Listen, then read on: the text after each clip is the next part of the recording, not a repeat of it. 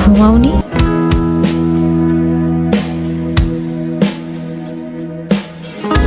ঘুম আসছে না। মন খারাপ? এই অভিনয়গুলো দিন দিন আমার জন্য কঠিন হয়ে যাচ্ছে। তুমি চাইলে এখনই সব শেষ করে দিতে পারো। এই মিথ্যে, এই বোঝা আর তোমাকে বইতে হবে না। এতে তোমার জন্যই ভালো। ভালো হতো, কিন্তু তোমার পরিবারের সামনে তোমার সম্মানটুকু তো আর আমি নষ্ট করতে পারবো না।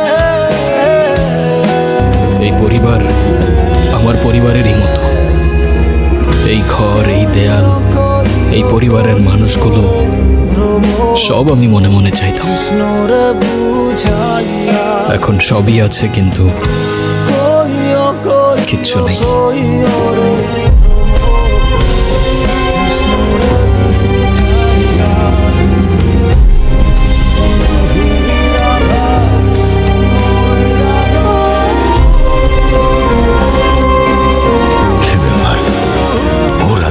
দু জায়গায় কেন বুঝছি, মান অভিমান চলতেছে।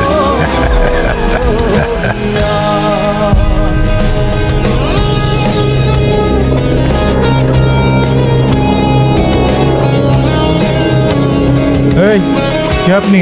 কারে চাই?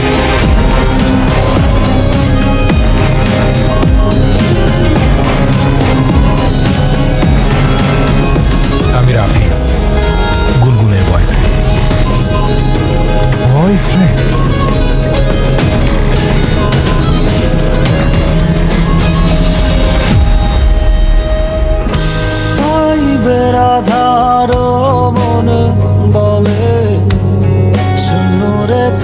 গুনগুন,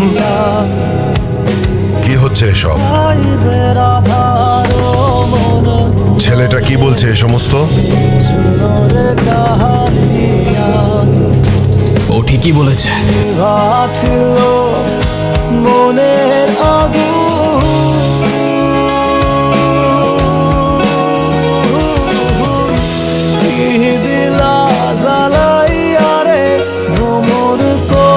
আমি গুনগুনের কিছুই না।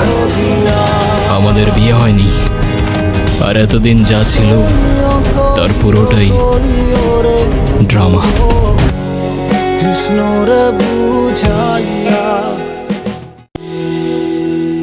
গুনগুন রাফিজকে ভালোবাসে। ও জানতো আপনি এই সম্পর্কটা কখনোই মেনে নেবেন না, তাই ও আপনাকে কখনো বলার সাহস করতে পারেনি। যখন আপনারা গুনগুনের জন্য বিয়ে ঠিক করতে ব্যস্ত ছিলেন, ও কার সঙ্গে ভবিষ্যৎ গড়বে তা খুঁজতে ব্যস্ত ছিলেন, তখনও লড়ছিল একা।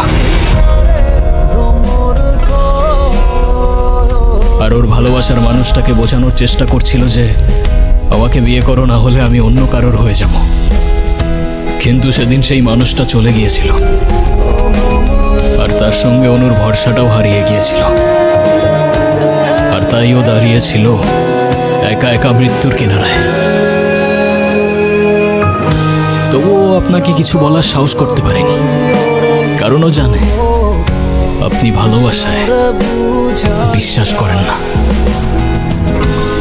আর তাই সেদিন আমি এসেছিলাম কোনো অধিকার নিয়ে না, বরং এই মেয়েটার সম্মান, একটা নিষ্পাপ ওর ভালোবাসা আর মর্যাদাটা বাঁচাতে। আর হ্যাঁ, আমি ওর কিছুই না, আমাদের মাঝে কিছুই নেই। এই সবটাই ছিল অভিনয়, আর এই অভিনয়ের শেষটাও আমি লিখে দিয়ে যাচ্ছি। চলে যাচ্ছি আমি। যদি কোনো ভুল করে থাকি মাফ করবেন সবাই।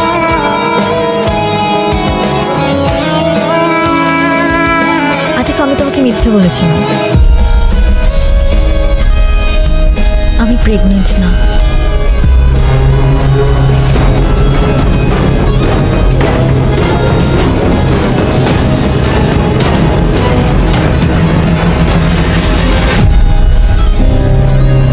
রাফিজ চলে যাওয়ার পর আমি নিজেকে একা করে রাখতে চেয়েছিলাম। ও চায় না গিয়ে ওর ভুলটা বুঝতে পারে, আর বারবার মাফ চাইতে থাকে। তবু আমি জানতাম সব শেষ। মামা নানুর দেওয়ার সময় তখন পেরিয়ে গেছে, কিন্তু এরপর শেষ একটা সুযোগ হয়ে আসলো আতিফ। এই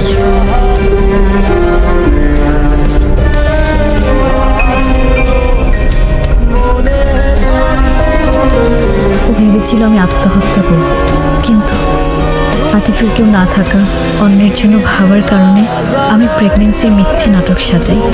রাফিসের যাওয়ার সময়টার কথা ভেবেই আমি আতিফকে মিথ্যা বলি। কইরে ভ্রমর কৃষ্ণরে বুঝাইয়া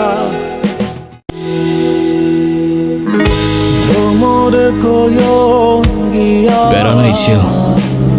এই মিথ্যেটাও তো তোমার ভালোবাসার মানুষকে পাওয়ার জন্যই বলেছিলে না? শ্রীকৃষ্ণ তুমি তাকে পাওয়ার জন্য কোনো কিছুই আর বাদ রাখলে না গুনগুন।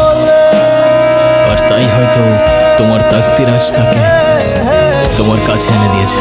যায় জ্বলি